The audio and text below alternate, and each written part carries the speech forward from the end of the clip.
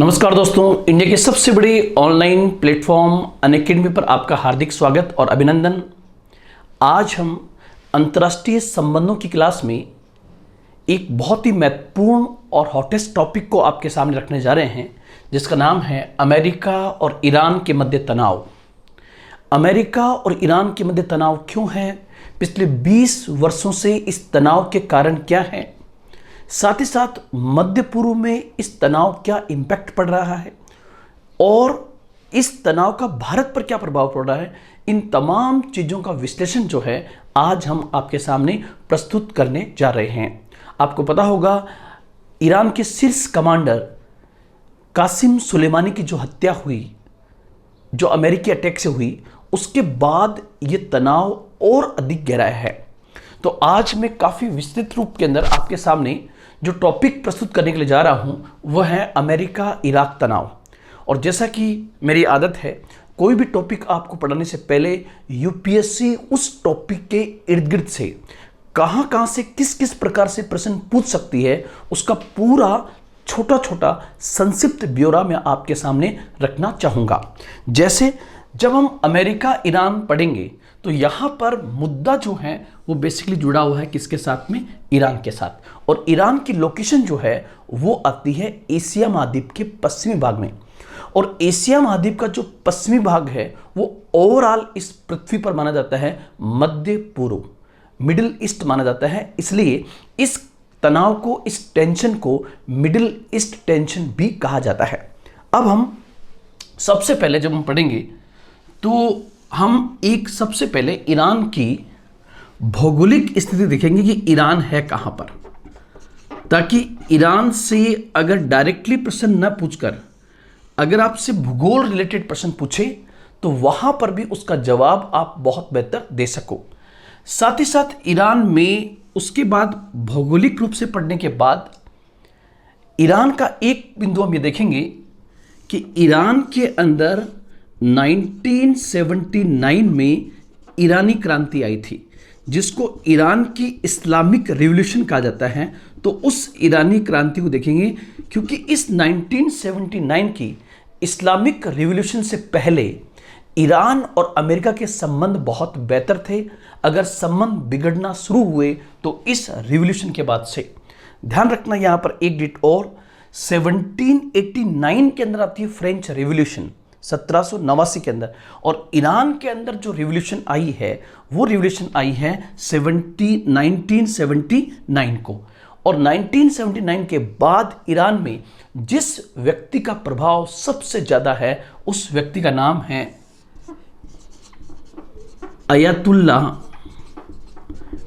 अयतुल्ला खौमेनी। तो ध्यान रखना, यहां पर अयतुल्ला खौमेनी से भी आपका प्रश्न पूछा जा सकता है। ये ईरान के सबसे बड़े स्पिरिचुअल और पॉलिटिकल लीडर माना जाता है। पूरा ईरान इनके इर्द गिर्द घूमता है। तो इतना वहाँ के राष्ट्रपति का इम्पैक्ट नहीं होता है जितना कि अयतुल्ला खौमेनी, जो ईरान के सबसे बड़े आध्यात्मिक और राजनीतिक नेता माने जाते हैं। उसके बाद हम देखेंगे कि 1979 में ईरान के अंदर रिवॉल्यूशन आई और उसके जस्ट अगले साल 1980 से लेकर 88 के बीच में इराक ईरान युद्ध हुआ था। इराक ईरान युद्ध जो है ये बेसिकली 1980 से 1988 तक लगभग 7 से 8 साल तक चलता है। इस रिवॉल्यूशन के तुरंत बाद में इराक ईरान युद्ध होता है। उस इराक ईरान युद्ध से भी ईरान और इराक दोनों को ही काफ़ी नुकसान होता है। उसके बाद एक बिंदु आपका ये आएगा कि जैसा कि हम लोग जानते हैं कि ईरान तेल और प्राकृतिक गैस से संपन्न एक बहुत बेहतरीन तेल निर्यातक देश माना जाता है। और भारत को तेल आपूर्ति करने में ईरान की बहुत बड़ी भूमिका है। लेकिन इसके साथ साथ हमें एक चीज़ को पढ़ना होगा, और वो है, जिसके बारे में मैं आपको बताऊंगा, वो है एनपीटी, जिसको हम कहते हैं परमाणु अप्रसार संधि, न्यूक्लियर नॉन प्रोलिफरेशन ट्रीटी, जो है जो 1968 में हुई और 1970 में लागू हुई। इसके बारे में हम अलग से भी एक टॉपिक लेंगे। 1968 में संयुक्त राष्ट्र महासभा द्वारा इस ट्रीटी को पास किया गया था। 1970 में लागू हुई, आरंभ में 25 वर्ष के लिए और बाद में 1995 में इसको अनलिमिटेड टाइम के लिए बढ़ा दिया गया। आप कहोगे सर एनपीटी आप यहाँ क्यों बता रहे हैं? सिर्फ ये बताने के लिए कि परमाणु अप्रसार संधि का एक सिग्नेटरी, एक हस्ताक्षरकर्ता ईरान भी है और ईरान ने इस पर साइन करके ईरान कहीं ना कहीं फंस गया। ध्यान रखना, आज अमेरिका ईरान के बीच में जो तनाव है, उस तनाव का एक कारण ये भी है कि Iran is the signatory of NPT और ईरान चूंकि एनपीटी का सिग्नेटरी है और जो एनपीटी का सिग्नेटरी होता है वो बेसिकली परमाणु हथियार नहीं तैयार कर सकता। यही कारण है कि भारत ने एनपीटी पर साइन नहीं किए थे। तो एक हम पूरा ये पढ़ेंगे और इसका मेन इश्यू जो होगा वो आपका मुद्दा जो होगा एनपीटी से रिलेटेड वो हम पढ़ेंगे ईरान का परमाणु कार्यक्रम। तो यहां पर होगा ईरान का परमाणु कार्यक्रम, इसको हम कहते हैं इंग्लिश में nuclear program of Iran. Iran का परमाणु कार्यक्रम पढ़ेंगे और ईरान का परमाणु कार्यक्रम को लेकर ही अमेरिका ने इसका विरोध किया कि आप परमाणु ऊर्जा नहीं बल्कि परमाणु हथियार बना रहे हो। इस विरोध के बावजूद 20 साल तक, मतलब आप ये देख लीजिए, लगभग 15 से 20 साल तक जो तनाव रहा उसका एक कारण ईरान का परमाणु कार्यक्रम है। ईरान ने 21वीं शताब्दी में अपना परमाणु कार्यक्रम शुरू किया, उसको हम पढ़ेंगे। फिर इस ईरान के परमाणु कार्यक्रम के कारण जो तनाव उत्पन्न हुआ, उस तनाव को कम करने के लिए, उस टेंशन को कम करने के लिए एक एग्रीमेंट हुआ वर्ष 2015 में। वर्ष 2015 में जो एग्रीमेंट हुआ वो एग्रीमेंट कहलाता है जिनेवा समझौता। आप लोग ध्यान रखना, जिनेवा समझौता। और ये पूछे कि जिनेवा समझौता किसके बीच में हुआ था, तो जिनेवा समझौता बेसिकली P5+1 और ईरान के मध्य ये समझौता हुआ था, जिसके अंतर्गत अमेरिकी राष्ट्रपति बराक ओबामा ने इस समझौते को करवाने में अहम भूमिका अदा की थी और इसके द्वारा ईरान सहमत हो गया अपने परमाणु कार्यक्रम को रोकने के लिए। लेकिन लेटेस्ट जो है, जो जिनेवा समझौता ईरान और P5+1 के मध्य हुआ था, 2018 में अमेरिका इस समझौते से पीछे हट गया है। मतलब अमेरिका ने कहा है कि मैं इस समझौते को नहीं मानता। स्पेशली अमेरिकी राष्ट्रपति डोनाल्ड ट्रंप ने कहा कि हम इस समझौते को नहीं मानते। इसके कारण जो 2015 में विश्व शांति की दिशा में जो बेहतरीन समझौता जिनेवा एग्रीमेंट हुआ था P5+1 और ईरान के मध्य, वह खटाई में पड़ गया है। और 2018 में, मई 2018 में अमेरिकी राष्ट्रपति डोनाल्ड ट्रंप ने कहा कि वह इस जिनेवा समझौते को नहीं मानते हैं और क्योंकि इसमें भेदभाव हुआ है इसलिए वो इससे हटते हैं। उसके हटते ही जर्मनी, फ्रांस जो है उनको काफ़ी दिक्कत हो रही है, क्योंकि इस समझौते के बाद जर्मनी, फ्रांस और यूरोपियन संघ के कई देशों ने ईरान में व्यापक स्तर पर निवेश किया हुआ है। तो वो भी हम पढ़ेंगे 2018 में। और लेटेस्ट ईरान और अमेरिका के बीच में जो सबसे अधिक तनाव उत्पन्न हुआ है वो घटना है वर्ष 2020 की। 2018 में क्या है, 2018 में अमेरिका जो है किस समझौते से हट गया है, तो जिनेवा समझौते से। और 2020 की जो घटना है वो क्या है कि जनवरी महीने के अंदर, जनवरी 2020 के अंदर जो ईरान के शीर्ष कमांडर है, जो बाहरी फोर्सेस को देखते हैं, उनका नाम है कासिम सुलेमानी। ईरान की राजनीति में, ईरान की सेना में, ईरान के सैन्य कमांडरों में उनका बहुत बड़ा स्थान था। बगदाद में अमेरिका द्वारा एक ड्रोन हमले में उनकी हत्या हुई। उसके बाद ईरान ने भी वापस अमेरिका के 2 हवाई ठिकानों पर हमले किए बगदाद में। हालांकि उसमें कोई हताहत नहीं हुआ, लेकिन फिर एक बार अमेरिका और ईरान के बीच में भयंकर तनाव जारी है। तो इस पूरे परिप्रेक्ष्य को हम बहुत बेहतर तरीके से आपके सामने प्रस्तुत करने का प्रयास करेंगे। बस शर्त केवल इतनी होगी कि आप बहुत इत्मीनान के साथ, बहुत संकल्प के साथ, विश्वास के साथ और ध्यान से केंद्रित होकर टॉपिक को सुनने का प्रयास करें। बस मेरी डिमांड इतनी होगी कि जब भी आप पढ़ें तब आपके पास में मैप या एटलस जरूर होना चाहिए, ताकि जिस देश के बारे में हम पढ़ रहे हैं उस पर आपकी नज़र रहे। तो आज का पूरा दिन आपका समर्पित होना चाहिए ईरान अमेरिका तनाव पर, और एक ही बार में किसी मुद्दे को इतना बेहतर तरीके से तैयार कीजिए कि वो एक बार में आपके दिमाग में छप जाए। तो ऐसा प्रयास मैं आपके सामने करने का करूंगा। और इसमें लास्ट में हम एक चीज़ और देखेंगे, और वो होगा कि जिस प्रकार से अमेरिका और ईरान में तनाव है, उस तनाव का एक बिंदु ये भी होगा कि उस तनाव का भारत पर प्रभाव क्या पड़ रहा है, इम्पैक्ट ऑन इंडिया। इस तनाव का भारत पर क्या प्रभाव पड़ रहा है, इसको भी हम देखने का पूरा प्रयास करेंगे। तो आप इसको पूरा एक साथ देखने का प्रयास करें। मैं बिंदुवार आपको एक एक चीज समझाने का प्रयास करूंगा। तो आज हमारा टॉपिक जो है अमेरिका ईरान तनाव है। इस तनाव की शुरुआत सबसे पहले हम करेंगे ईरान की भौगोलिक स्थिति से, कि ईरान बेसिकली है कहां पर। तो आप इसको देखने का और समझने का प्रयास कीजिए। देखो, सबसे पहले अगर हम देखें, ये अफ्रीका महाद्वीप है। सबसे पहले मैंने आपके सामने ये बनाया अफ्रीका कॉन्टिनेंट, और अफ्रीका कॉन्टिनेंट का ये तिकोना भाग, जिसे अफ्रीकन हॉर्न भी कहते हैं, जिसको हमने कल पढ़ा था, ये सबसे पहले आप देखिए, ये आपका अफ्रीका महाद्वीप है। और अफ्रीका कॉन्टिनेंट में ये जो हिस्सा है, ये बेसिकली अफ्रीका को एशिया से जोड़ता है। और इसी के जस्ट ऊपर जो है ईरान है।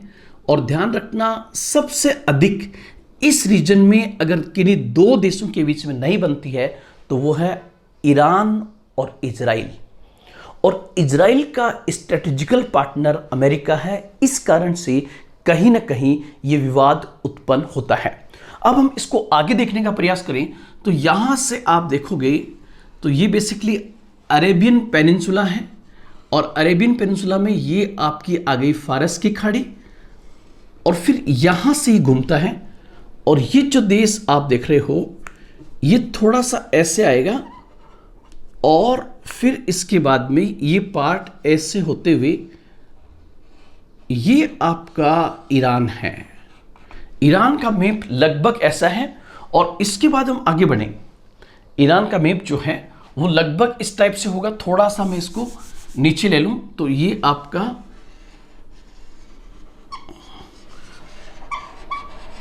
ये ईरान यहां पर है।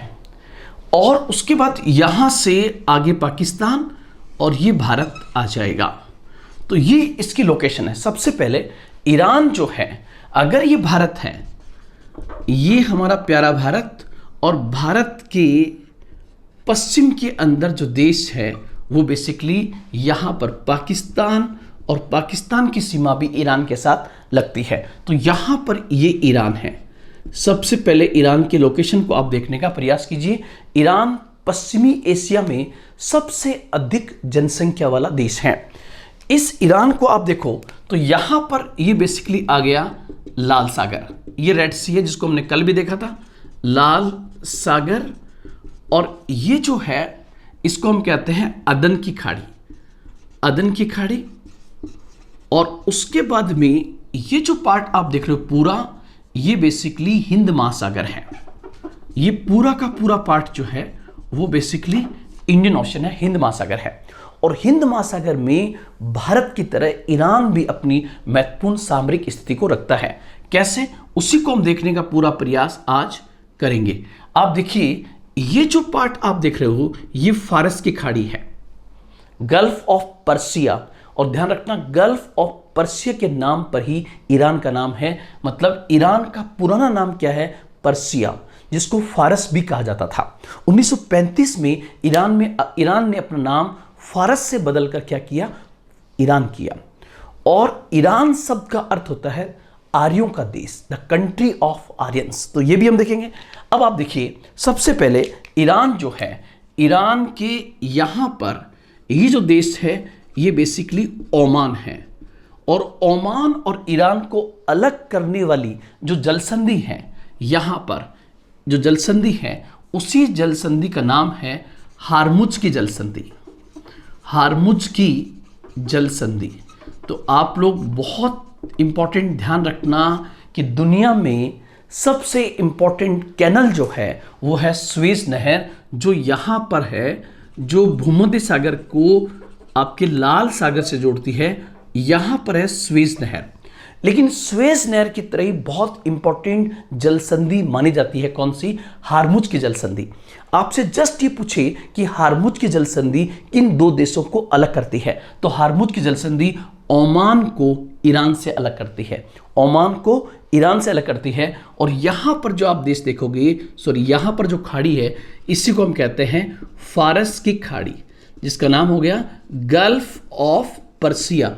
एक चीज और ध्यान दें, पूरी दुनिया में हर खाड़ी का कोई ना कोई नाम है, लेकिन एक खाड़ी ऐसी है जो केवल खाड़ी के नाम से जानी जाती है। वो खाड़ी के नाम से जानी जाने खाड़ी जो है वो बेसिकली फारस की खाड़ी है। इसको कहते हैं गल्फ।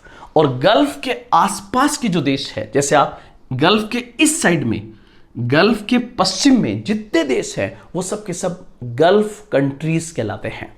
और हमारे देश के बहुत सारे एनआरआईज जो हैं वो गल्फ कंट्रीज में है, जैसे Saudi Arab, Yemen, Oman, UAE, Bahrain, Qatar, Kuwait, Iraq, Syria, ये सब के सब गल्फ कंट्रीज के अंदर आते हैं।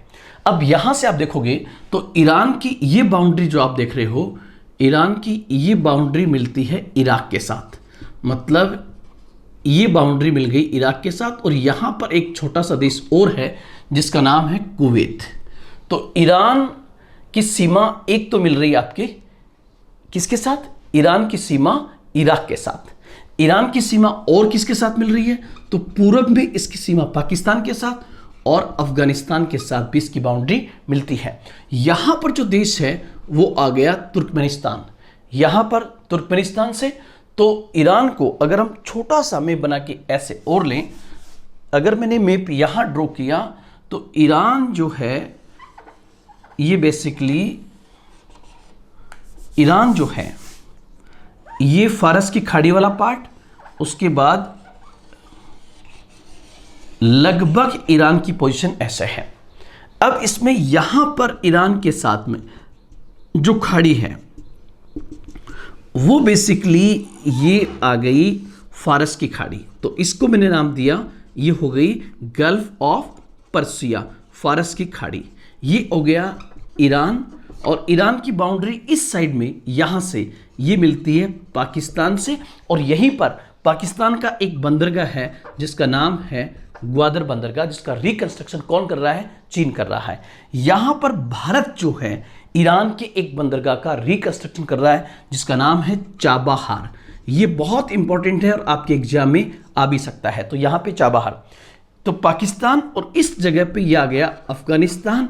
यहां पर इसकी बाउंड्री मिलती है तुर्कमेनिस्तान के साथ में। फिर ये जो सीमा आप देख रहे हो, ये तासा पार्ट, ये इसका लगता है कैस्पियन सागर के साथ।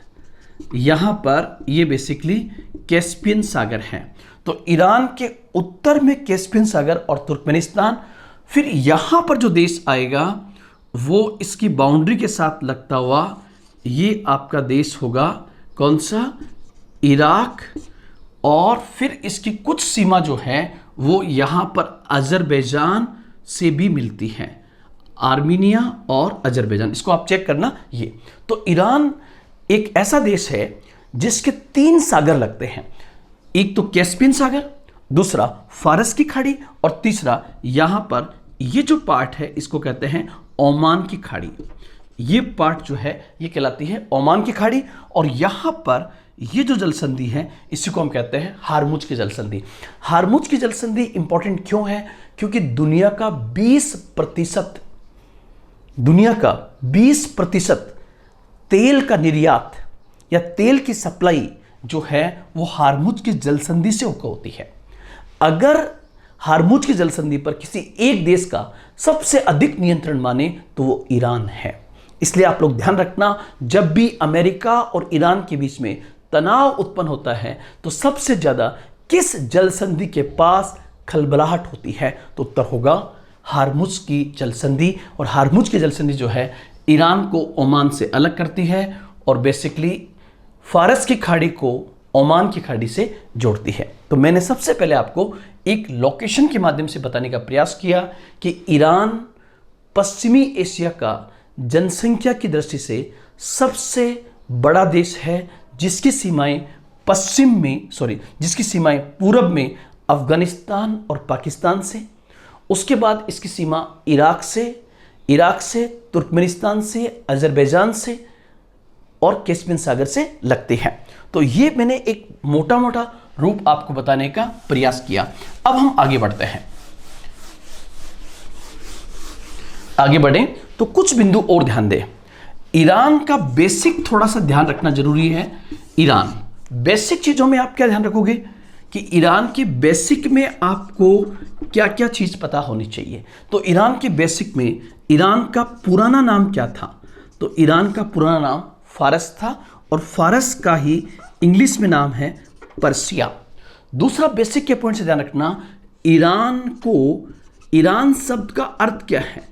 तो कंट्री ऑफ आर्यंस, आर्यों का देश इसका शाब्दिक अर्थ है। ईरान की राजधानी कौन सी है? तो तेहरान है। ईरान की राजधानी तेहरान है। फिर एक क्वेश्चन आपसे पूछे कि ईरान की किस बंदरगाह को ईरान की तेल राजधानी कहा जाता है? The oil capital of Iran. तो उत्तर आएगा आपका अबादान को। उत्तर होगा अबादान को ईरान की तेल राजधानी कहा जाता है। फिर एक क्वेश्चन और पूछे कि ईरान की किस बंदरगाह का रिकंस्ट्रक्शन भारत कर रहा है? तो उत्तर है चाबहार बंदरगाह। और आप लोग ध्यान रखना, भारत ने लगभग 4000 करोड़ का इन्वेस्टमेंट इस जगह पर किया है, जो एक बहुत बड़ी रकम है।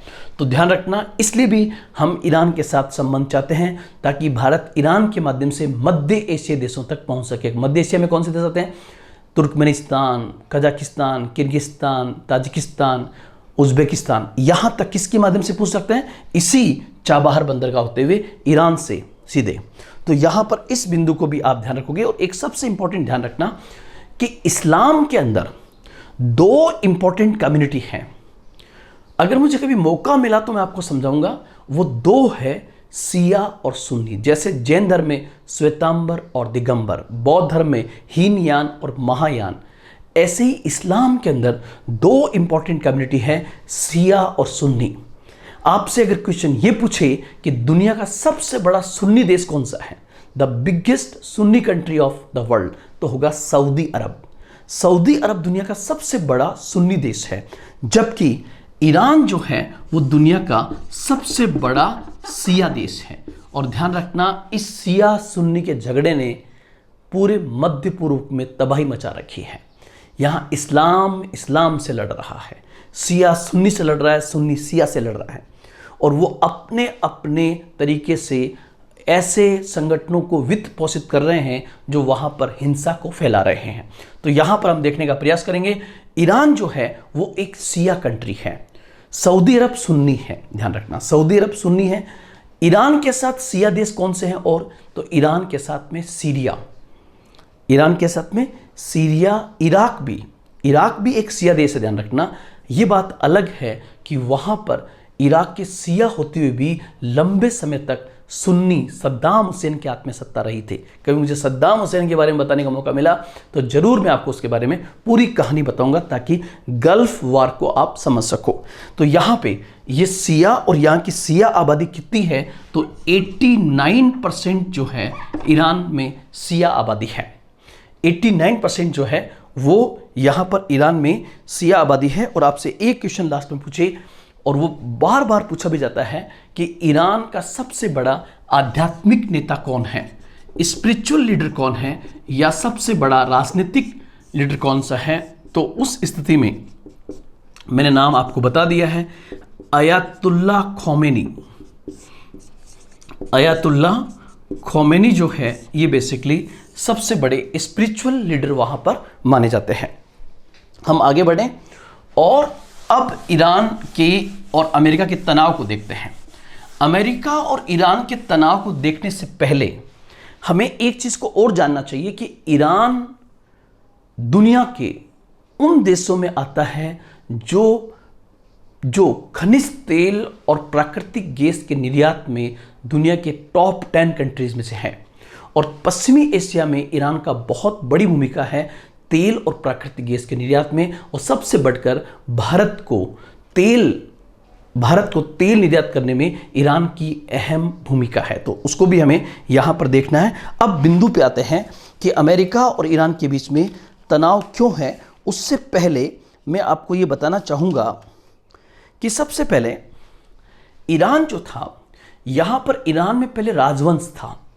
ईरान में राजवंश था और ईरान का जो अंतिम राजवंश था वो पहलवी वंश था, जो 1921 से 1989 तक रहा। अगर ईरान में हम शासन व्यवस्था को देखें, तो ईरान में 19 में ज़्यादा पीछे न जाकर के सीधा 1921 से ले रखा हूँ, 1921 से 1989 तक, 1921 से 1979 तक ईरान में राजतंत्र शासन था, राजतंत्रात्मक। और उस राजतंत्रात्मक वंश में यहाँ पर जिस वंश का शासन था उसे हम कहते हैं पहलवी वंश। मतलब ईरान में पहलवी वंश का शासन था, और पहलवी वंश का और ईरान में जो राजा होता था उस राजा को बेसिकली, जैसे हमारे यहाँ पे राजा कहते हैं, महाराजा कहते हैं, सुल्तान कहते हैं, नवाब कहते हैं, बादशाह कहते हैं, वहाँ पर कहते हैं शाह। ईरान में राजा को किस नाम से जानते हैं? शाह। और जो ईरान का जो पहलवी वंश था और उसका जो अंतिम शाह था वो अमेरिका समर्थक माना जाता है। इसलिए ईरान के अंदर पाश्चात्य सभ्यता के आधार पर, वेस्टर्न कल्चर के आधार पर बहुत सारे सुधार हुए, बहुत सारे रिफॉर्म्स हुए। जब ईरान में रिफॉर्म्स हुए, महिलाओं को अधिकार दिए गए, बहुत सारी पश्चिमी सभ्यता की चीज़ों को यहाँ पर अपनाया गया, तो ईरान में जो परंपरागत समाज था उसने जबरदस्त विरोध किया। और उस ट्रेडिशनल सोसाइटी का नेतृत्व उस समय कर रहे थे पहलवी वंश के खिलाफ अयातुल्लाह खोमेनी। और अयातुल्लाह खोमेनी ने पहलवी वंश के अंतिम शासक शाह का इतना विरोध किया कि उन्हें ईरान छोड़कर इराक में जाना पड़ा। बाद में इराक ने भी उन्हें निकाल दिया और उन्हें फ्रांस में जाके शरण लेनी पड़ी। किसको? अयातुल्लाह खोमेनी को। लेकिन अयातुल्लाह खोमेनी ने बाहर जाकर भी इतना बड़ा रिवॉल्यूशन चलाया, इतना बड़ा मूवमेंट चलाया कि वो ईरान के बाहर भी एक बहुत बड़े लीडर बन गए। 1975 के आसपास जो है अयातुल्लाह खोमेनी का प्रभाव ईरान में और अधिक बढ़ जाता है। जब और अधिक बढ़ जाता है तो फाइनली 1979 के अंदर ईरान में 1979 में ईरानी क्रांति आ जाती है, जिसको हम कहते हैं ईरानी रिवॉल्यूशन। और ये कब आई? तो 1979 में। और इस क्रांति का प्रभाव क्या पड़ा? तो ईरान में जो पहलवी वंश था इसकी सत्ता का अंत हो गया। पहलवी वंश की सत्ता का अंत हो गया और उसके स्थान पर नई पार्लियामेंट, नई डेमोक्रेसी, नए इलेक्शन, नया कॉन्स्टिट्यूशन, ये सब चीजें ईरान में आई। कब? 1979 के बाद। और इसमें सबसे ज्यादा भूमिका किसकी थी? तो उत्तर होगा अयातुल्लाह खोमेनी। कुल मिला के मैं कह सकता हूं कि 1979 से लेकर अभी तक ईरान में अगर किसी व्यक्ति विशेष की बात करें तो सबसे अधिक प्रभाव जो है वो अयातुल्लाह खोमेनी का है। और चूंकि अयातुल्लाह खोमेनी पश्चिम का विरोध करते हैं और स्पेशली वो अमेरिका के विरोधी माने जाते हैं, इसलिए 1979 के बाद से ही अमेरिका और ईरान के मध्य तनाव है। अब इसी समय क्या हुआ? जिस समय 1979 के अंदर ईरान में सत्ता में परिवर्तन हुआ, उसी समय ईरान के सबसे बड़े पड़ोसी देश इराक के अंदर भी सत्ता परिवर्तन हुआ और इराक का राष्ट्रपति सद्दाम हुसैन बना 1979 के अंदर। और कुछ कारणों से जो नया रिजाइम ईरान में आया था उसकी और इराक की बनती नहीं थी, इसलिए सद्दाम हुसैन ने चला करके ईरान पे हमला किया। इसलिए एक तो 1979 में ईरानी क्रांति आती है और 1980 के अंदर और 88 तक, 1980 से 88 तक जो है इराक ईरान युद्ध चलता है। और इस इराक ईरान युद्ध ने इन दोनों ही देशों के घुटने टेकने या इनको कमजोर करने या इनकी कमर तोड़ने में बहुत बड़ी भूमिका अदा कर दी। और इसका फायदा निश्चित रूप से अमेरिका ने उठाया और अमेरिका सद्दाम हुसैन को भी अपना दुश्मन मानता था। और आपको हालात पता है कि आज इराक की स्थिति जर्जर है, इसको मैं अलग से लूँगा। लेकिन जस्ट मैं यह बताना चाहूँगा कि 1980 से 1988 के बीच में इराक और ईरान के बीच में एक लंबा युद्ध चला। ये युद्ध अनिर्णायक रहा, लेकिन इस युद्ध ने दोनों देशों को लगभग अर्थव्यवस्था के दृष्टिकोण से बहुत पीछे धकेल दिया। अब आप आगे चलिए, एक चीज और, तो पहला ईरानी क्रांति, अयतुल्ला खुमैनी और इराक ईरान युद्ध। उसके बाद हम एक बिंदु और लें,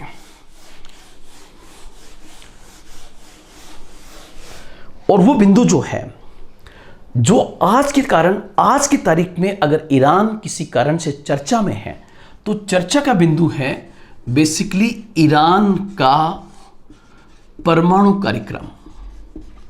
ईरान का परमाणु कार्यक्रम जो है वर्तमान में पूरी दुनिया में अगर नॉर्थ कोरिया के बाद सबसे अधिक किसी देश का एटॉमिक प्रोग्राम अगर चर्चा में है तो बेसिकली ईरान है।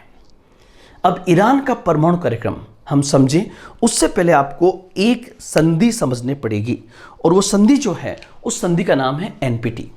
पहले मैं ईरान का परमाणु कार्यक्रम समझने से पहले एक पृष्ठभूमि समझाने का आपको प्रयास कर रहा हूं।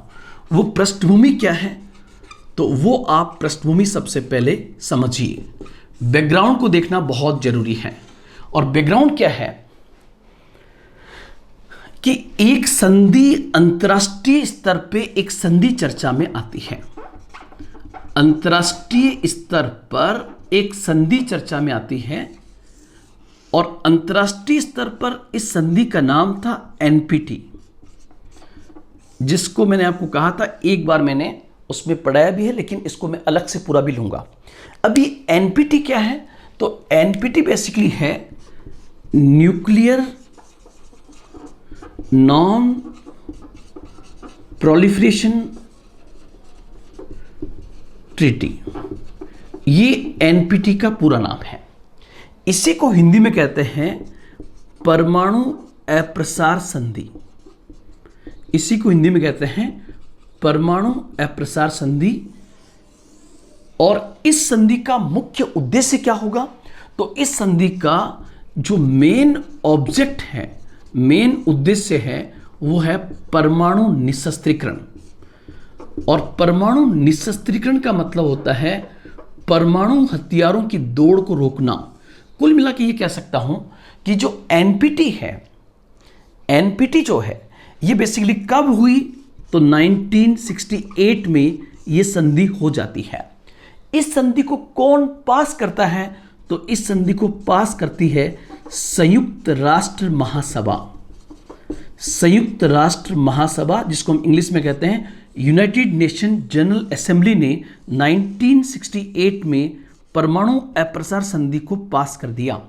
और यह संधि कब लागू हुई, तो उत्तर होगा 1970 में यह संधि लागू हुई। और जब यह संधि लागू हुई तब कितने सालों के लिए हुई, तो 25 वर्षों के लिए। और जाहिर सी बात है कि इस संधि के 25 वर्ष पूरे होते हैं 1995 के अंदर। तो 1995 में इस संधि को असीमित समय के लिए बढ़ा दिया। अब हम इस संधि के 2 पॉइंट्स और देख लें। इस संधि के 2 पॉइंट ये थे कि परमाणु राज्य, मतलब वे देश जिनके पास परमाणु हथियार है, उन्हें परमाणु राज्य कहा जाता है। और उस समय मतलब 1968 से पहले दुनिया में 5 ही परमाणु देश थे, और वो 5 देशों को P5 भी कहा जाता है, P5 भी कहा जाता है। और वो 5 थे America, Britain, France, America, Britain, France, Russia और चाइना। ये 5 देश थे। इन 5 देशों के पास परमाणु हथियार थे। अब जो संधि हुई वो क्या हुई कि परमाणु राज्य परमाणु विहीन राज्यों को, न्यूक्लियर वेपन लेस कंट्री, परमाणु राज्य एटॉमिक स्टेट, परमाणु राज्य परमाणु विहीन राज्यों को परमाणु हथियार एवं तकनीक प्रदान नहीं करेंगे, पहला पॉइंट। दूसरा, परमाणु राज्य परमाणु विहीन राज्यों को, परमाणु राज्य परमाणु विहीन राज्यों को सहयोग भी नहीं करेंगे। और तीसरा और सबसे इंपॉर्टेंट कि परमाणु विहीन राज्य, न्यूक्लियर वेपन लेस कंट्री, अपने परमाणु अधिकार को भी त्याग देंगे। कुल मिला के संधि तो अच्छी थी, लेकिन भारत ने इस संधि पर साइन नहीं किए। क्यों नहीं किए? क्योंकि भारत का कहना था कि परमाणु निशस्त्रीकरण की बात करने वाली एनपीटी संधि दुनिया को दो भागों में डिवाइड करती है, परमाणु राज्य और परमाणु विहीन राज्य। मैं हमारी उस समय की सरकार की काफ़ी प्रशंसा करना चाहूँगा कि उसने एनपीटी पर साइन नहीं किए। अगर हम साइन कर देते तो हमारे हालात कुछ अलग होते, भारत कभी परमाणु शक्ति संपन्न देश नहीं बन पाता, जबकि हमारे पड़ोस में चीन एक परमाणु शक्ति संपन्न देश बन चुका था। अब यह मुद्दा समझिए आप कि जिस समय एनपीटी पर साइन किए गए, उस समय एनपीटी के जो ओरिजिनल सिग्नेटरी थे, ओरिजिनल सिग्नेटरी का मतलब जो संस्थापक देश जिन्होंने एनपीटी पर सबसे पहले साइन किए, वो संख्या थी 62। एनपीटी पर सबसे पहले जो सिग्नेटरी थे उनकी संख्या थी 62, और उन 62 देशों में एक देश था ईरान। मतलब ईरान ने एनपीटी संधि पर सिग्नेचर कर दिए, और ईरान ने जब एनपीटी पर साइन कर दिए तो इसी के साथ ईरान फंस गया। कैसे? कि भविष्य में ईरान कभी भी परमाणु हथियार का निर्माण नहीं कर सकता। क्योंकि तो आपको सर अच्छी बात है ना? यस, अच्छी बात तो है, लेकिन हम परमाणु ईंधन से परमाणु ऊर्जा भी प्राप्त कर सकते हैं और परमाणु ईंधन से परमाणु बम भी बना सकते हैं। अब चूंकि अमेरिका और ईरान के बीच में बनती नहीं है, इसलिए अगर ईरान परमाणु ऊर्जा के लिए प्रोजेक्ट चलाएगा, संयंत्र लगाएगा या रिएक्टर शुरू करेगा, तब अमेरिका ईरान से कहेगा यस आप परमाणु बम बना रहे हो। ईरान कहेगा नहीं साहब, हम परमाणु बम नहीं बना रहे, हम तो परमाणु ऊर्जा पे वर्क कर रहे हैं। लेकिन चूंकि आप जानते हो कि अमेरिका और ईरान के बीच में नहीं बनती है, इसलिए अब हम मुद्दे पे आए कि पहला पॉइंट क्या था कि Iran is the signatory of NPT. Iran ने परमाणु अप्रसार संधि पर हस्ताक्षर कर दिए। अब बात आगे बढ़ी। ये बात कब की है? 1968 की। अब आप देखिए 21वीं शताब्दी शुरू होते होते 21वीं शताब्दी शुरू होते होते 21वीं शताब्दी में 21वीं शताब्दी में ईरान, 21वीं शताब्दी का मतलब क्या होगा? 2003, 2004, 2005 ऐसे। 21वीं शताब्दी में ईरान ने अपने परमाणु कार्यक्रम पर काम करना शुरू कर दिया। ईरान ने अपने परमाणु कार्यक्रम पर काम करना शुरू कर दिया। अब जैसे ही ईरान ने परमाणु कार्यक्रम पर काम करना शुरू किया तो जैसी बात है यहां से दो व्यूज आएंगे। किसी ने ईरान से पूछा कि आप क्या कर रहे हो, तो ईरान ने जवाब दिया, ईरान ने कहा कि हम परमाणु ऊर्जा के लिए परमाणु रिएक्टर स्टैब्लिश करने के लिए प्रयास कर रहे हैं, ताकि हमारी क्या हो जाए? ऊर्जा सुरक्षा हो जाए। ये किसका कहना है? ये बेसिकली कहना है ईरान का। तो उसको काउंटर किया अमेरिका ने, और अमेरिका ने क्या कहा? अमेरिका ने ईरान पर यह आरोप लगाया, अमेरिका ने ईरान पर यह आरोप लगाया कि आप अपने परमाणु ऊर्जा कार्यक्रम की आड़ में, मतलब क्या लगाया कि परमाणु ऊर्जा कार्यक्रम की आड़ में परमाणु हथियार तैयार कर रहे हो, परमाणु हथियार तैयार कर रहे हो। अब आप देखिए दृष्टिकोण में अंतर है।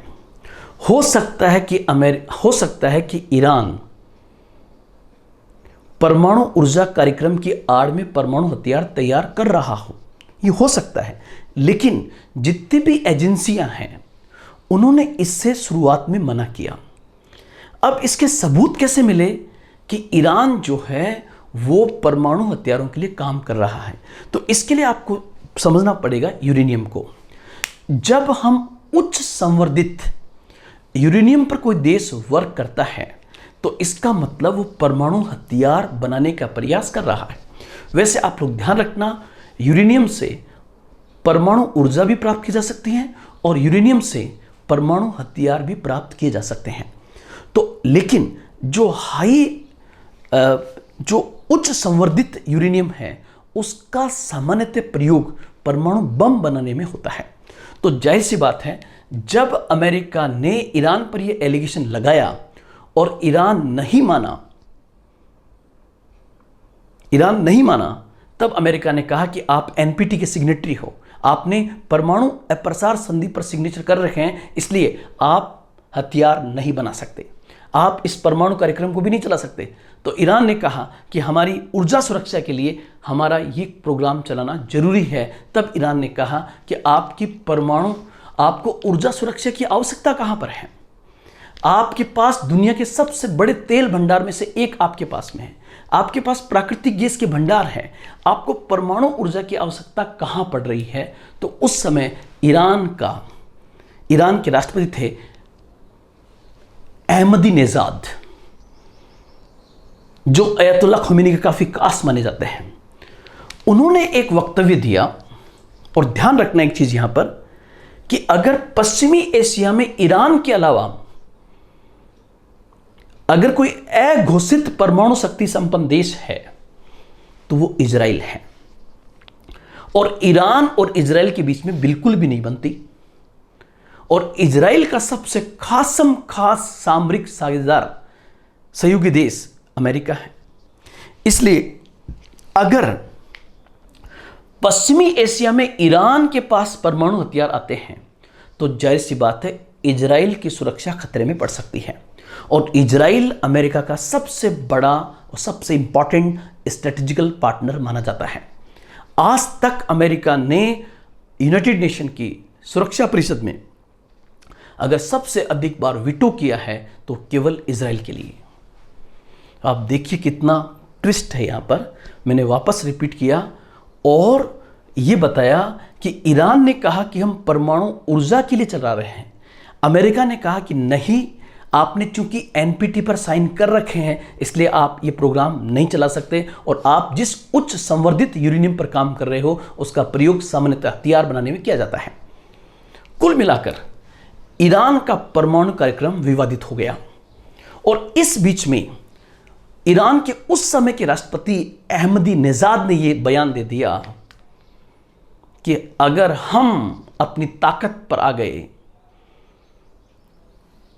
तो विश्व मानचित्र पर से इजराइल को हटा देंगे।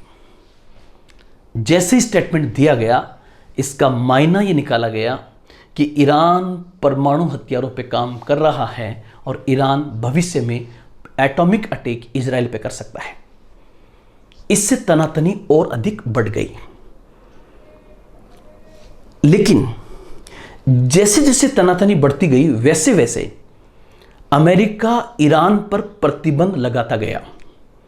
इससे ईरान की हालत खराब होती गई और वे तमाम देश जो ईरान से तेल प्राप्त करना चाहते हैं उन पर भी प्रतिबंध लगना शुरू हो गया, क्योंकि अमेरिका ने उनको प्रेशराइज कर दिया तेल न लेने के लिए। अब इसका सॉल्यूशन निकालने का प्रयास किया गया, क्योंकि अमेरिका में बराक ओबामा का कार्यकाल काफ़ी अच्छा माना जाता है, और बराक ओबामा ने मिडिल ईस्ट में टेंशन को कम करने के लिए ये कहा कि हम ईरान के साथ बातचीत करेंगे। ये बात किसने कही? अमेरिकी प्रेसिडेंट बराक ओबामा ने। और बराक ओबामा के इंटरेस्ट के कारण एक समझौता हुआ। किसके बीच में? तो उसको मैं लिखता हूं। तो ध्यान रखना, ईरान का जो परमाणु कार्यक्रम था, ये परमाणु कार्यक्रम जब काफी विवादित हो गया तो इसका समाधान निकालने के लिए फिर एक एग्रीमेंट होता है। उसी एग्रीमेंट का नाम है जिनेवा समझौता। उसी एग्रीमेंट का नाम है जिनेवा एग्रीमेंट। ध्यान रखना, जिनेवा कन्वेंशन अलग है, जिनेवा समझौता अलग है। तो जिनेवा कन्वेंशन जो हुई है ये बेसिकली हुई है वर्ष 2015 में, जिनेवा समझौता। इस जिनेवा समझौते का किसके बीच में हुआ? तो ध्यान रखना, ये समझौता हुआ P5, P मतलब power, P5 plus Germany, P5 plus Germany. और दूसरा पक्षकार कौन था इस समझौते में? तो दूसरा पक्षकार था ईरान। मतलब ईरान के विवादित परमाणु कार्यक्रम पर अमेरिका और ईरान के मध्य संबंधों को बहाल करने के लिए, ईरान पर लगे प्रतिबंधों को हटाने के लिए और वैश्विक बाजार में उत्पन्न तेल संकट को दूर करने के लिए, तेल की बढ़ती कीमतों को कम करने के लिए वैश्विक स्तर पर 5 विश्व शक्तियों और जर्मनी ने मिलकर ईरान के साथ में एक समझौता किया जिसे जिनेवा समझौता कहा जाता है। और ये एग्रीमेंट कब हुआ? तो वर्ष 2015 के अंदर। इसमें P5 का मतलब क्या होगा? तो यहां पर P5 का मतलब है 5 पावर देश, 5 जो सुरक्षा परिषद के वीटो पावर हैं, USA, ब्रिटेन, फ्रांस, रसिया और चाइना। और छठा देश जो है वो हो गया जर्मनी। ये 6 देश थे और इन्होंने किसके साथ बातचीत की? तो इन्होंने ईरान के साथ बातचीत की। इसी समझौते को हम किस नाम से जानते हैं? तो उत्तर होगा आपका जिनेवा समझौता। इसी को हम जिनेवा एग्रीमेंट कहते हैं। अब आपके दिमाग में आए कि सर जिनेवा समझौते का एग्जैक्टली नाम क्या है? तो इसका नाम है joint and complete action plan. इसका नाम है joint and complete action plan, इस समझौते का नाम है। और ये समझौता कब हुआ? तो ये 14 जुलाई 2015 में हुआ था। किसके मध्य हुआ? P5 प्लस जर्मनी मतलब 6 देश और ईरान के साथ यह समझौता हुआ था। किस मुद्दे पर हुआ? इश्यू क्या होगा?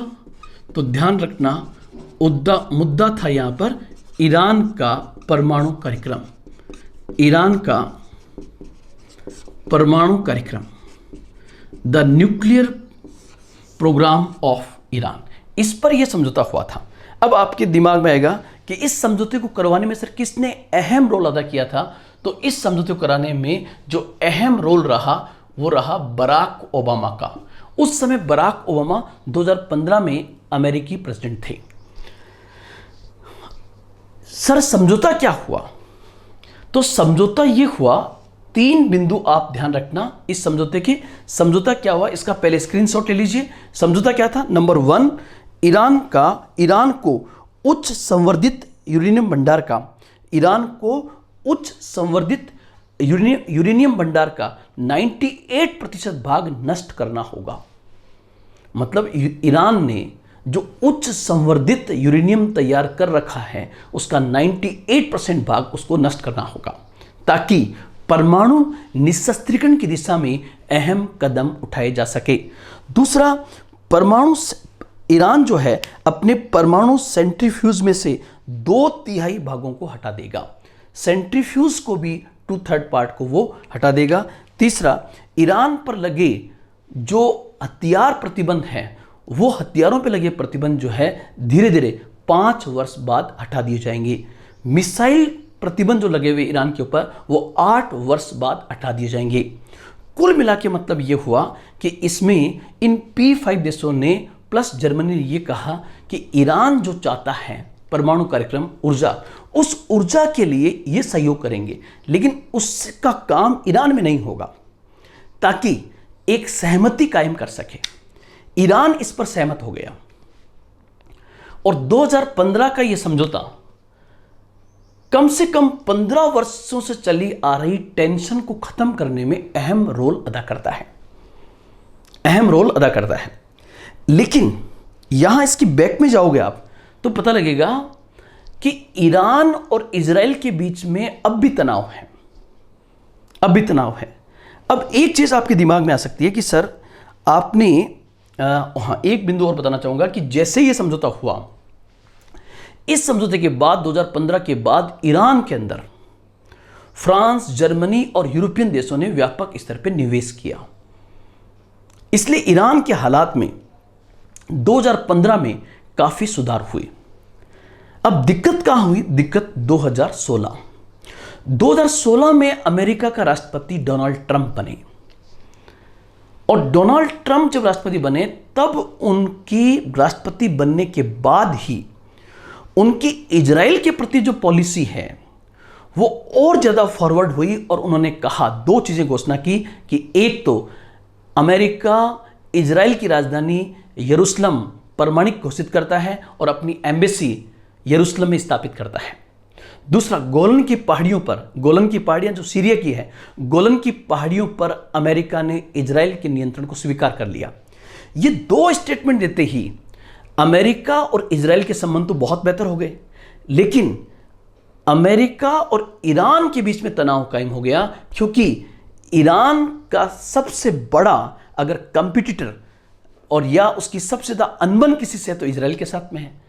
तो अमेरिका इजराइल के बीच जो संबंध अच्छे बन रहे हैं, वो संबंध कहीं ना कहीं अमेरिका और ईरान में तनाव क्रिएट कर रहे हैं। अब इसी बीच एक घटना और हुई, और घटना क्या हुई? वो घटना है मई 2018। वो घटना कौन सी है? मई 2018 की। मई 2018 में डोनाल्ड ट्रंप ने ये घोषणा कर दी कि वो जिनेवा समझौते से हटते हैं। जिनेवा समझौता, उन्होंने कहा कि बराक ओबामा की सरकार के कार्यकाल में जो जिनेवा एग्रीमेंट हुआ वो सही नहीं है, ये ईरान को प्रोत्साहित करता है परमाणु हथियार बनाने के लिए, मैं नहीं चाहता। इसलिए डोनाल्ड ट्रंप ने फिर एक डिसीजन लिया और इससे पूरी दुनिया को उन्होंने आश्चर्य में डाल दिया, और उन्होंने कहा कि मैं इस जिनेवा समझौते से हटता हूं। अब जैसे जिनेवा समझौते से अमेरिका हटा, और ध्यान रखना जिस समझौते को अमेरिका ने कराया हो और उस समझौते से अगर अमेरिका ही हट जाए, तो फिर इस स्थिति में पुनः अमेरिका और ईरान के बीच में टेंशन क्रिएट हो गई। तो लेटेस्ट आप लोग ध्यान रखना कि वर्तमान में अमेरिका और ईरान के बीच के तनाव का कारण क्या है। तो अमेरिका और ईरान के तनाव का मुख्य कारण है डोनाल्ड ट्रंप द्वारा जिनेवा समझौते से पीछे हटना, जबकि इस समझौते को करवाने में अमेरिका के राष्ट्रपति बराक ओबामा की ही भूमिका थी। और इस समझौते के बाद जर्मनी, फ्रांस, ब्रिटेन आदि देशों ने व्यापक इन्वेस्टमेंट कर रखा है। कहां पर? ईरान के अंदर। इसलिए इसे विशेष रूप से जर्मनी, फ्रांस चाहते हैं कि जिनेवा समझौता बना रहे, लेकिन डोनाल्ड ट्रंप चूंकि पीछे हट गए हैं, और 2020 तक तो कम से कम इंतजार किया जाएगा, क्योंकि नवंबर 2020 में अमेरिका में चुनाव होने वाले हैं राष्ट्रपति के, और यदि डोनाल्ड ट्रंप चुनाव हार गए तब तो इस जिनेवा समझौते पर पुनः कुछ हो सकता है। लेकिन अभी वर्तमान में अमेरिका के राष्ट्रपति डोनाल्ड ट्रंप ने इस समझौते से हटने की घोषणा की। साथ ही साथ उन्होंने यह भी कह दिया, क्या? कि जो भी देश ईरान के साथ संबंध रखेगा, अमेरिका उस पर प्रतिबंध लगाएगा। इसी के तहत अमेरिका में एक एक्ट पास हुआ, जो मैंने आपको अमेरिका भारत संबंधों में समझा था, काटसा एक्ट, CAATSA। काटसा एक्ट जो है उसको आप देखना, अमेरिका ने कहा है कि जो देश ईरान के साथ संबंध रखेगा, अमेरिका काटसा के तहत उस पर कार्रवाई करेगा। तो ये लेटेस्ट तनाव का कारण 2018 वाला है। लेकिन उसके बाद ये भयंकर तनाव क्यों उत्पन्न हुआ? मैंने कहा कि चर्चा का कारण तो जिनेवा समझौते में यह था। मई 2018 में डोनाल्ड ट्रंप ने घोषणा की कि वो जिनेवा समझौते से हटते हैं, जिनेवा एग्रीमेंट से हटते हैं। उसके बाद अमेरिका और ईरान में तनाव उत्पन्न हुआ, क्योंकि अमेरिका ने जिनेवा समझौते से हटकर वापस ईरान पर कड़े आर्थिक और सैन्य प्रतिबंध लगा दिए। साथ ही साथ ये भी कहा कि जो देश ईरान के साथ संबंध रखेगा, अमेरिका उसके साथ कार्रवाई करेगा। इसलिए 2018 के बाद ईरान का तेल जो है उसके हालात खराब हैं। ईरान एक तेल आधारित अर्थव्यवस्था है, और अमेरिका द्वारा प्रतिबंध लगाने के बाद ईरान के तेल के हालात खराब हैं। ईरान की अर्थव्यवस्था डगमगा रही है। इसलिए अमेरिका और ईरान के बीच में तनाव उत्पन्न हो रहा है दिन प्रतिदिन। अब इस बीच में एक घटना और हुई जिसने इस तनाव को भयंकर रूप दे दिया। वो घटना क्या थी? तो नेक्स्ट पॉइंट जो हमारा है वो है कि लास्ट पॉइंट जो है हमारा वो है कि वर्तमान में यूएसए और ईरान के बीच जो तनाव उत्पन्न हुआ, उस तनाव का तात्कालिक कारण क्या है, इमीडिएट कॉज और क्या हो गया है, तात्कालिक कारण क्या है? तो तात्कालिक कारण है 3 जनवरी 2020 की घटना। 3 जनवरी 2020 को एक घटना हुई और 3 जनवरी 2020 को क्या हुई कि अमेरिका के विशेष सैनिक दस्ते से एक मानव रहित विमान के द्वारा, वापस कह रहा हूं, एक स्पेशल ऑपरेशन के तहत मानव रहित विमान के द्वारा अमेरिका ने इराक की राजधानी बगदाद में ईरान के सबसे बड़े सैन्य कमांडर कासिम सुलेमानी पर ड्रोन से हमला करके उनकी हत्या कर दी। मतलब लेटेस्ट जो घटनाक्रम हुआ है वो है ईरान की शीर्ष कमांडरों में नाम आता है जो बाहरी पार्ट को देखते हैं, और नाम था कासिम सुलेमानी। कासिम सुलेमानी की हत्या कहाँ हुई है? तो उत्तर होगा बगदाद में। और किसने की है? तो अमेरिका के विशेष सैनिक दस्ते ने एक टोही विमान के द्वारा, मानव रहित टोही विमान के द्वारा उनकी हत्या की है। इस हत्या के कारण आप देखिए, जैसे 3 जनवरी को घटना हुई, पूरा ईरान सड़कों पे उमड़ पड़ा और ईरान की पब्लिक ये चिल्लाने लगी कि अमेरिका से बदला लिया जाए, अमेरिका से बदला लिया जाए। इस घटना ने अमेरिका और ईरान के बीच में तनाव को और ज्यादा बढ़ा दिया। आप लोग ध्यान रखना, ईरान का शीर्ष कमांडर कासिम सुलेमानी अयतुल्ला खुमैनी का बहुत खास माने जाते हैं और बेसिकली इनका मुख्य कार्य था कि ईरान से बाहर एक ऐसे शिया दस्ते का निर्माण करना जो इराक, लेबनान, गाजा पट्टी आदि क्षेत्रों में ईरानी ऑपरेशंस को चला सके। तो कहीं ना कहीं यहां गलत तो ईरान भी था, नहीं तो ईरान को बगदाद में जाकर ऐसा करने की कहां आवश्यकता पड़ गई। लेकिन जैसा कि हम लोग जानते हैं कि मिडिल ईस्ट में शिया सुन्नी का प्रभाव भयंकर है और उसी के तहत यहां पर कासिम सुलेमानी एक शिया दस्ता तैयार करने के लिए बगदाद में थे और वहीं पर उन पर हमला हुआ जिसमें वो मारे गए। आप देखना, 3 जनवरी की उनकी मौत के बाद ईरान की जनता जिस प्रकार से सड़कों पे आई और सड़क पे आकर यहां तक कि अयतुल्ला खुमैनी ने भी कहा कि ये ईरान के लिए बहुत बड़ा दुख का दिन है। उससे आप ये इंपॉर्टेंस समझ सकते हो कि ईरान में कासिम सुलेमानी का रुतबा क्या था। तो कासिम सुलेमानी की हत्या जो है वो बेसिकली वर्तमान में सबसे ज़्यादा एक ऐसी घटना है जिसने अमेरिका और ईरान के बीच में तनाव पैदा किया। और इसी के बाद 8 जनवरी 2020 को ईरान ने कार्रवाई करते हुए उत्तरी इराक में अमेरिका के 2 ठिकानों पर हमले किए। हालांकि नुकसान तो हुआ लेकिन कोई हताहत नहीं हुआ। जैसे ही घटना हुई उसके बाद ऐसा लगा कि अमेरिका और ईरान के बीच में तनाव और अधिक बढ़ सकता है।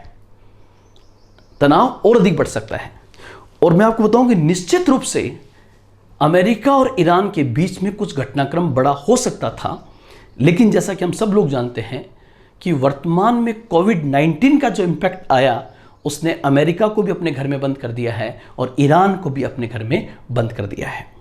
अब इस टॉपिक को हम समेटें उससे पहले मैं एक बिंदु आपके सामने डिस्कस और करना चाहूँगा। आपसे अगर ये पूछे कि अमेरिका और ईरान के मध्य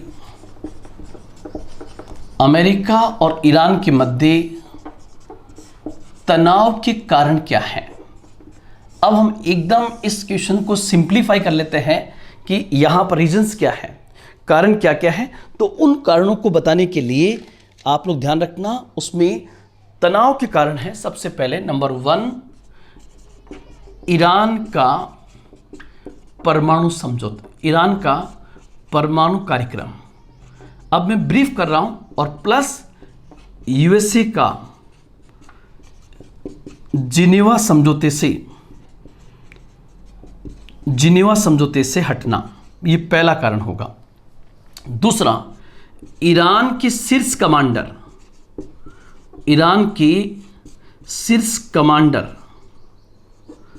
कासिम सुलेमानी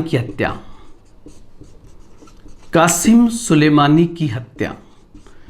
एक आप लोग ध्यान रखना, अयतुल्ला खोमेनी जो अमेरिका विरोधी माने जाते हैं। तीसरा कारण ध्यान रखना, ईरान का पश्चिमी एशिया में बढ़ता प्रभाव। ईरान का पश्चिमी एशिया में बढ़ता प्रभाव। आपको सर ये समझ में नहीं आया, तो इसका उत्तर होगा पश्चिमी एशिया में। जैसे आपको पता है पश्चिमी एशिया का ही एक देश है जिसका नाम क्या है, लेबनान। और लेबनान के अंदर एक संगठन सक्रिय है, और वो संगठन शिया समर्थित माना जाता है, और उसको फंडिंग करता है ईरान। कहते हैं लेबनान में सक्रिय हिजबुल्ला, और हिजबुल्ला को सहायता कौन देता है, तो ईरान। इसी प्रकार से गाजा पट्टी, जो बेसिकली इजराइल का पश्चिमी भाग है और फिलिस्तीन का पार्ट माना जाता है, गाजा पट्टी, यहां पर सक्रिय हमास जो है, HAMAS, हमास को भी ईरान सहायता करता है। साथ ही साथ आपने कभी यमन का नाम सुना हो, तो यमन और सऊदी अरब के बीच में अभी काफ़ी तनातनी चल रही है। यमन में जो सत्ताधारी संगठन है उसके खिलाफ है हाउदी एक संगठन का नाम है, और इस हाउदी को कौन फंडिंग कर रहा है, तो हाउदी को फंडिंग करने वाला है ईरान। तो 1 2 3 आप देख रहे हो, और ध्यान रखना ईरान, या मैं इसको अलग से ले लूं कि ईरान और सऊदी अरब में आपस में नहीं बनती है। ईरान और सऊदी अरब में आपस में नहीं बनती है, और सऊदी अरब और अमेरिका में बनती है, इसलिए भी अमेरिका ईरान में तनाव है। साथ ही साथ आप ध्यान रखना कि अमेरिका ने लगभग इराक को तहस नहस किया है, और इराक जो है वो शिया बहुल है, इसलिए इराक की जो वर्तमान शिया सरकार है उसका झुकाव ईरान की ओर है। तो एक बिंदु में यह भी लिख सकता हूं कि इराक में ईरान का बढ़ता प्रभाव,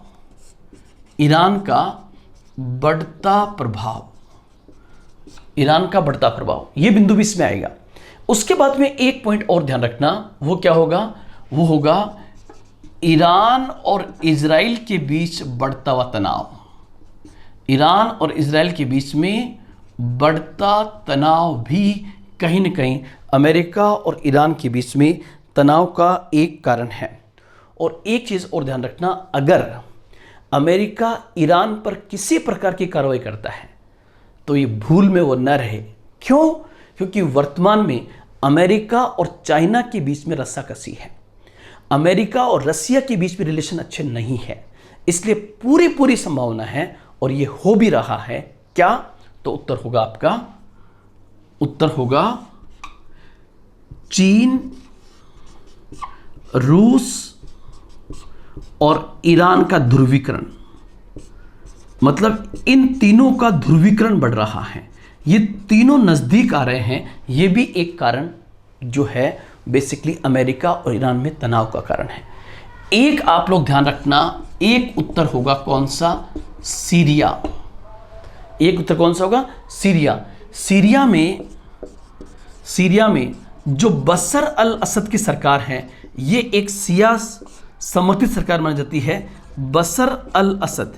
और ध्यान रखना, बशर अल असद लंबे समय से सत्ता में है, उसके पीछे कौन है?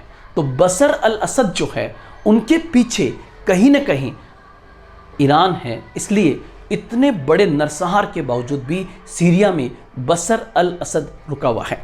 तो ये तमाम बिंदु जो आप देख रहे हो, ये तमाम बिंदु आपके किस में आएंगे? अमेरिका और ईरान के बीच में तनाव के कारण।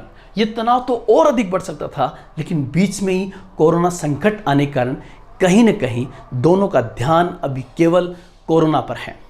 और जैसा कि आप लोग देख रहे हो, अमेरिका में खुद के अंदर एक अश्वेत की पुलिस अधिकारी द्वारा हत्या करने के बाद वहां पर भी अश्वेतों के द्वारा एक मूवमेंट शुरू हो गया है, जिसमें यहां तक कहा गया है कि डोनाल्ड ट्रंप को एक बंकर में छुपना पड़ा।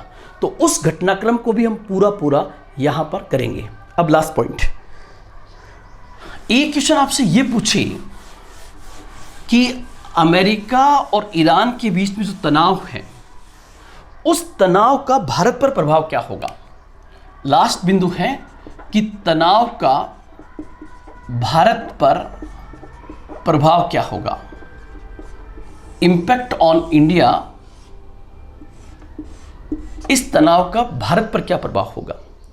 तो ध्यान रखना, वैसे भारत पर सीधा तो कुछ प्रभाव नहीं पड़ने वाला है, लेकिन चूंकि वर्तमान युग जो है ये ग्लोबलाइजेशन का युग है, इसमें जुकाम किसी को होगा और छींके किसी को आएगी। ऐसा युग है ये, जिसमें आर्थिक रूप से सब देश आपस में जुड़े हुए हैं। इस आधार पे हम कह सकते हैं कि भारत पर अमेरिका ईरान के 3 इंपैक्ट पड़ सकते हैं इस तनाव के। पहला प्रभाव जो है वो है तेल, और तेल का मतलब यहां पर पेट्रोल और डीजल से, खनिज तेल से है। भारत को निर्यात करने वाले देशों में, तेल निर्यात करने वाले देशों में सबसे अहम स्थान ईरान का है। जबकि 2018 में डोनाल्ड ट्रंप ने घोषणा कर दी कि जो भी देश ईरान के साथ संबंध रखेगा उस पर अमेरिका काटसा के तहत कार्रवाई करेगा। दूसरी ओर इस समय भारत और अमेरिका के संबंध अपने सबसे बेहतर दौर में हैं। तो एक तरफ अमेरिका और भारत के संबंध बेहतर हो रहे हैं, दूसरी ओर अमेरिका और ईरान के बीच में तनाव है। तो भारत किस प्रकार से फिर ईरान से संबंध रख सकता है? इसलिए आपको पता होगा 2019 में कुछ समय के लिए हमने ईरान से तेल लेना भी बंद किया।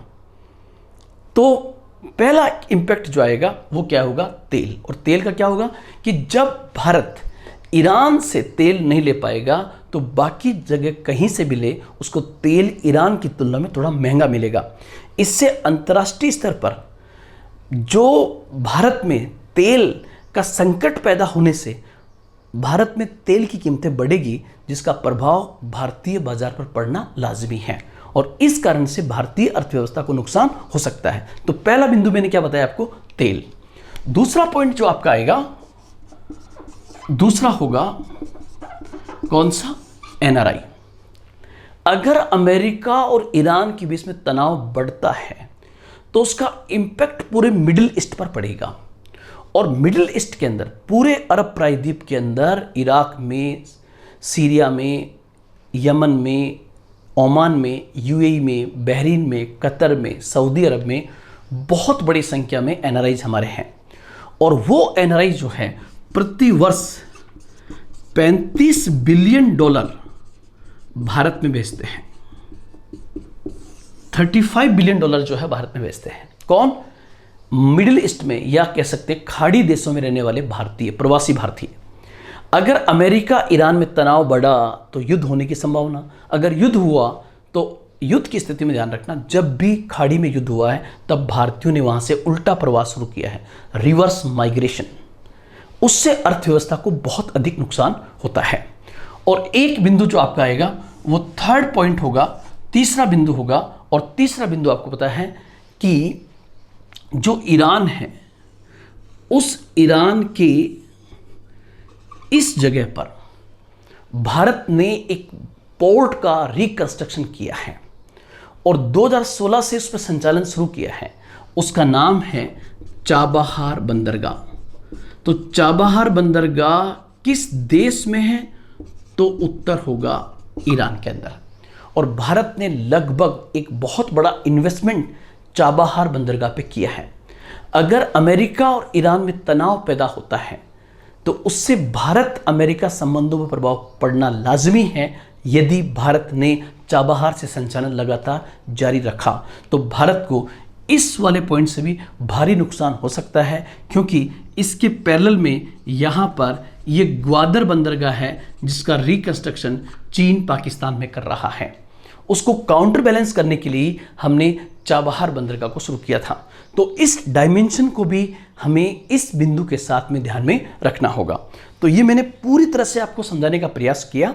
अब इसके बाद में अगर कोई बिंदु ईरान से रह गया हो तो यहां कहीं से प्रश्न नहीं बना तो मेरा 100% मानना है कि फिर प्रश्न बनेगा ईरान की भूगोल से।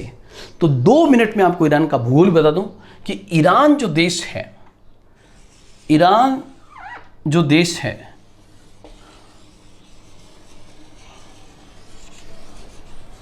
लगभग ईरान ऐसा है,